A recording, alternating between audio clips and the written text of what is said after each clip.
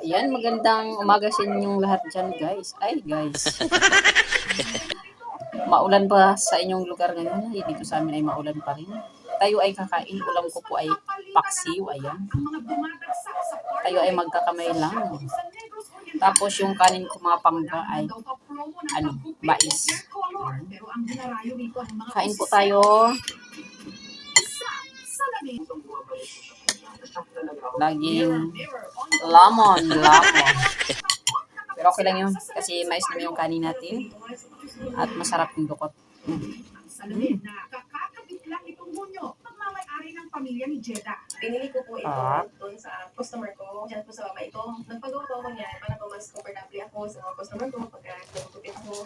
Swerte kung ituring ni na Jeddah ang kanilang parlor. Pero sa tuwing sila'y sinuswerte, sunod naman daw sila. Minamalas. Ay, may kaparating akong pera na ganito kalaki. Una yung anong ko hospital. May pinasyon po ako na bahay. Tatay ko po noon. Na-discrash siya. May mga blessings po kung dumarat. Yung pinaka-worst, wala kasi si Papa, si Mama. Sumunod ko yung itong COVID.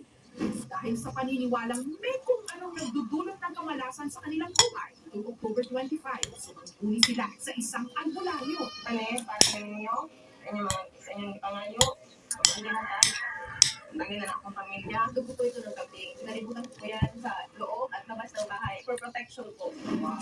At dito na raw nagsimula ang mga kakaibang pangyayari sa kanilang parlor.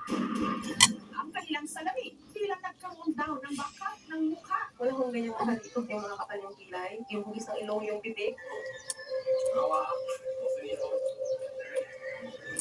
Binaliwala at binura nila ang tila mukha sa salamin. Pero kinagabihan.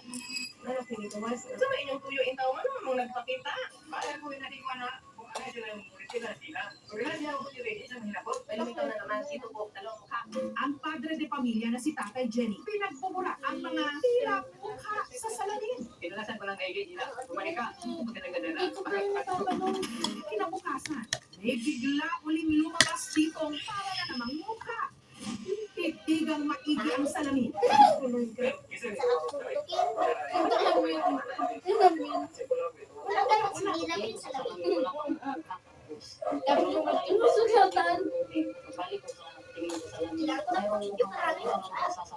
Ito yung binigay ko na context.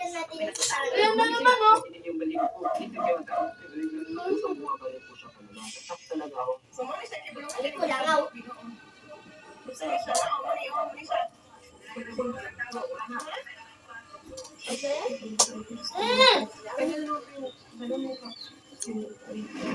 Nakapikit ang ilong, may pagkapato, may kalakunan ng bibig.